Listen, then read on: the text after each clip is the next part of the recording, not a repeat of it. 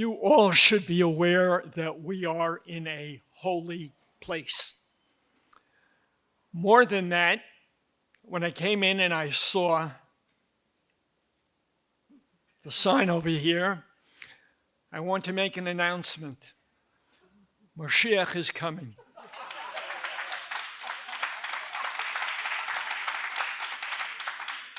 Who would have believed Yeshiva University and Lubavitch combining, respecting each other, understanding that we are one and the same, but that's the message of Lubavitch. And that's the message that I want to bring you in a personal sense as well. Unfortunately, you already gave away the keynote to my address, because we all have different names. Even HaKadosh Baruch Hu, even God who is one, is Hashem and Elokim and Shakai and so on. I have a lot of different names. I am Rabbi, I am Daddy, I am, to my wife, depends on the day. Everybody has different names. But I managed to get a title that is now known around the world. My grandson tells me that he was in Binghamton and he met the Lubavitcher Rabbi there. And he said, perhaps you know my grandfather, my grandson said to him. And he said, I mean Rabbi Blech. And he said, oh, you mean the chassid in camouflage? That's my name now, based on the story that I want to share with you and the idea implicit in the story.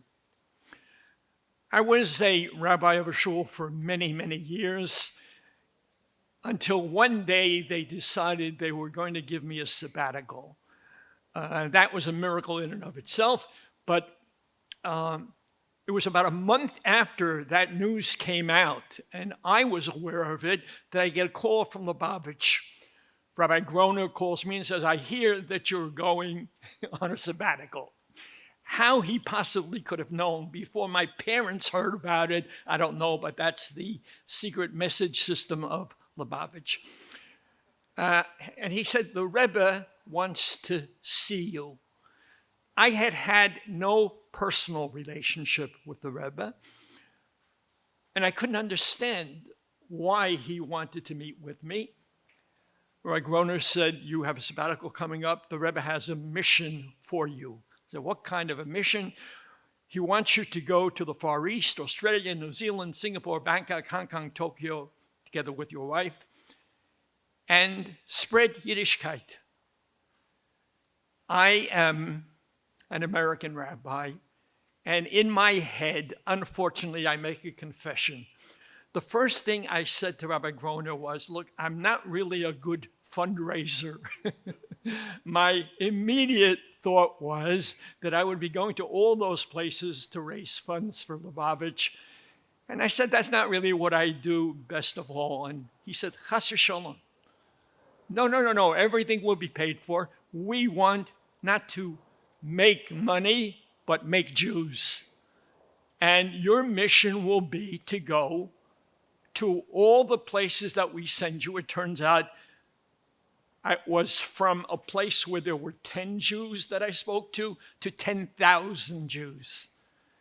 And for all of them, the mission was simply teach them Yiddishkeit. I asked, tell me, are these people that I will be speaking to religious Jews so that I know I have an audience, I can talk to them? He said to me, not yet, but they will be after you speak to them, Emes Hashem. I went to meet the Rebbe. This was when he was no longer having yechidus, meeting people individually. And that meeting was a turning point in my life.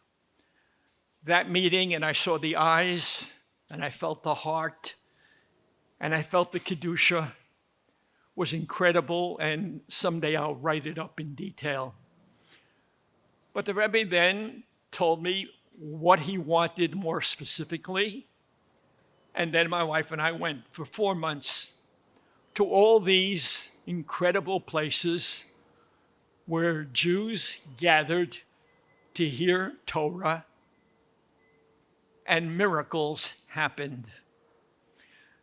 Miracles because it is something that the Rebbe understood, and it is the reason why I think that we lived to have the Rebbe in our generation. Now, for the younger people, I say our generation, well, you're just a step beyond.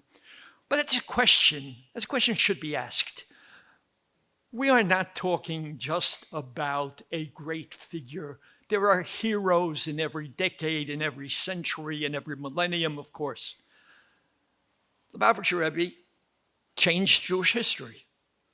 The Lubavitcher Rebbe, I don't have to tell you, was one in a, if you write the history of the Jewish people and who saved it, Lubavitcher Rebbe is one of the very few, the most outstanding. Why were we zoche? What was our merit to have the Rebbe in our time? And I think the answer is profound on 2 levels. Do not think it is a coincidence that after the Holocaust, and we lost 6 million, HaKadosh Baruch Hu said, I owe you, and we have to rebuild, and the only way to rebuild is to send a figure who can accomplish that. And the Rebbe came and created the rebirth of Klal Yisrael. There's no doubt. The Holocaust was an event that was one in a, hopefully, ever. The Holocaust and its tragedy is beyond words, but even in terms of numbers, simply numbers, unbelievable. So it required an unbelievable figure to go and recreate in a short period of time at least a goodly portion of that which was lost. There's one other thing. I heard this from the Rebbe, and I heard it from people who heard it from him. And it's a profound insight that you have to hear. Do you know what we have to do and who we have to reach out to? Said the Rebbe, when the Nazis, Yamach Shemam, came in and looked for Jews to murder, to destroy, to create what is now known as the genocide, who they look for? Did they look for Shomer Shabbos? Did they look for people who only drank Chol of Yisrael? Did they look for people who were religious people because they were anxious to get rid of the Jewish religion? Do you know that there were German Jews who lived in Germany and thought that was the solution to everything that was wrong with Jewish history in the past, because in Germany, the people are so civilized, so cultured, nothing can ever happen to us here. And when the Nazis came for Jews to murder, they said, but we're not Jews. We don't. And they made a list of the things they don't do. And some of them said, we're not Shomer Shabbos. And others said, we're intermarried. And others said, all kinds of sins. And it didn't make a damn bit of difference to the Germans, because for them, the answer was, everyone is a Jew. You are a Jew. You were born a Jew. You're a Jew, said the Lubavitcher Rebbe. If that's the case, we have to do that in reverse and say, in terms of gathering Jews together, in terms of preserving ourselves, in terms of recognizing that we have a history and we have a destiny, Wir sind alle Yidden, no matter what our level of observance is, no matter what our background is, no matter whether we wear a yarmulke or a baseball hat or no yarmulke or whatever, it doesn't make a difference because it didn't make a difference to them, and therefore it makes no difference to us, mir zenen alle Yidden. And that's why Lubavitcher Rebbe sent me to all these places where I met Jews who didn't look like Jews, and many of them didn't act like Jews when I met them. I don't want to take pride in this. Basically, it's a story in Chumash. Basically, when God gave Moshe Rabbeinu the mission of going to the Jewish people and saying, God heard you and he wants to redeem you, Moshe Rabbeinu said something he shouldn't have said. Don't tell me Moshe was perfect. Nobody's perfect. And he had a couple of sins. And this was a sin. Moshe Rabbeinu says to God, Ve'hein lo ya'aminu li. I'm going to come and tell them that God spoke to me and he's going to redeem us and everything will be fine. They will not believe me. Says God to Moshe, Mazeh b'yodecha, what's in your hand? And he says, Mata, a stick. And in the Chumash, it says Mazeh as one word, not two, not what is this, but from this.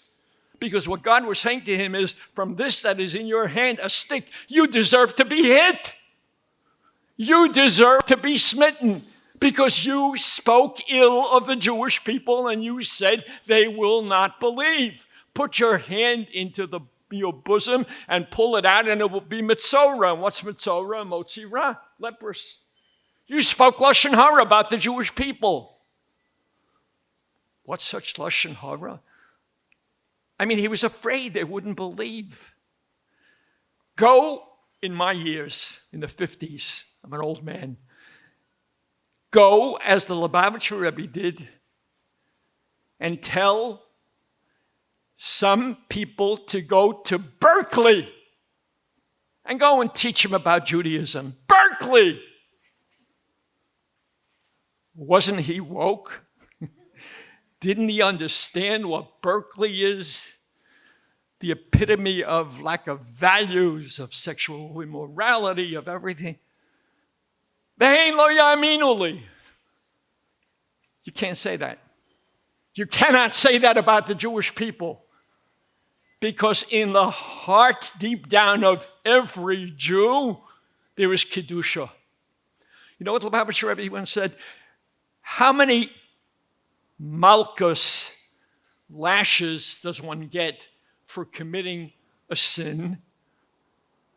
It says 40. But we don't do 40, we do 39. Why is that? Because 40 is completeness. And no Jew ever sins completely. There's always some good within him. So you do 39.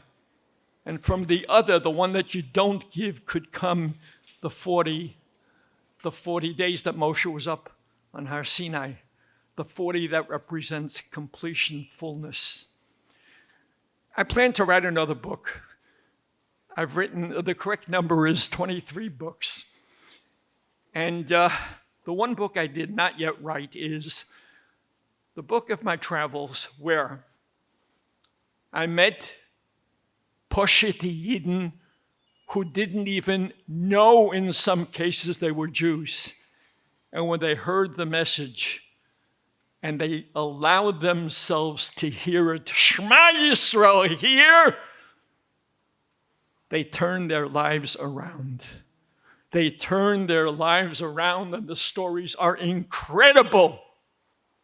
So the Rebbe knew what he was doing when he sent me. And I don't take credit because all I did was help to awaken them. I was the alarm clock. And when I came back, the Rebbe wanted to see me again. And I thought he wanted me to tell him what had happened, give him some review of my trip. I didn't have to do it because the Rebbe knew everything. The Rebbe knew every detail. And the only thing he wanted to do, I shared this with you, was to say to me, you know, first I tell you Yeshikoyach. Second, I tell you that even though you didn't think you were a chassid when I sent you on the mission, you are a chassid in camouflage. So you all know that in Lubavitch, they call their followers Tzivos Hashem, the army of God. So from now on, I say, I was in Secret Service. I don't have the beard. I don't look like a Lubavitcher, but the neshama comes from the fact that I'm a 10th generation rabbi. And Baruch Hashem, I was matzliach. So the Rebbe said to me, is there anything that you need desperately, that you need a prayer for? I said, funny that you should ask.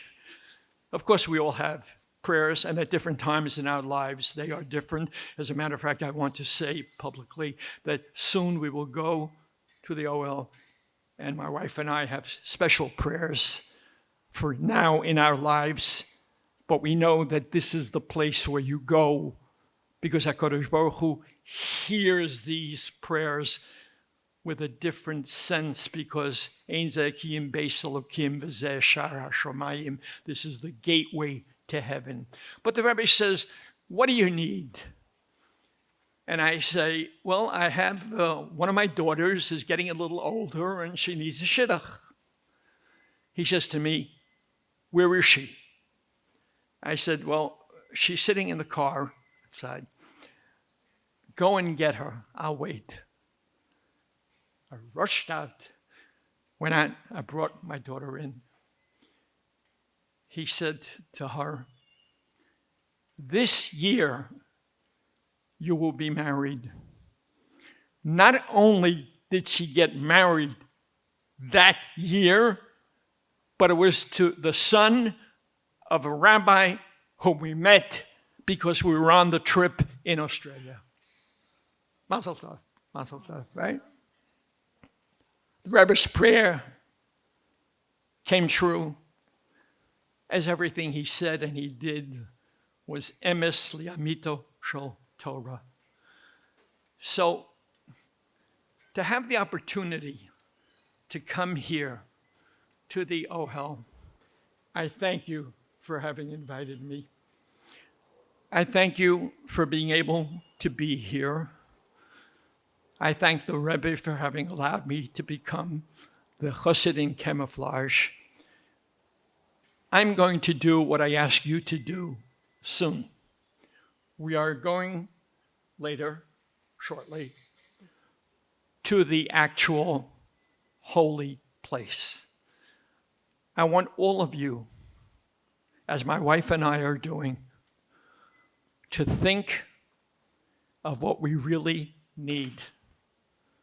Need, I don't mean in dollars and cents terms. I mean in terms of our lives and fulfillment and creating Jewish homes and achieving the happiness that a Jewish life can bring us. And then go to that holy spot and go to the Rebbe who achieved it for Klal Yisrael and say, please, I also am a chassid in camouflage. Please join that community, which now includes Chabad and Yeshiva University, and say, this will, Mr. Shem, be my miracle as well. Understand, you are in a holy place. Make a holy prayer.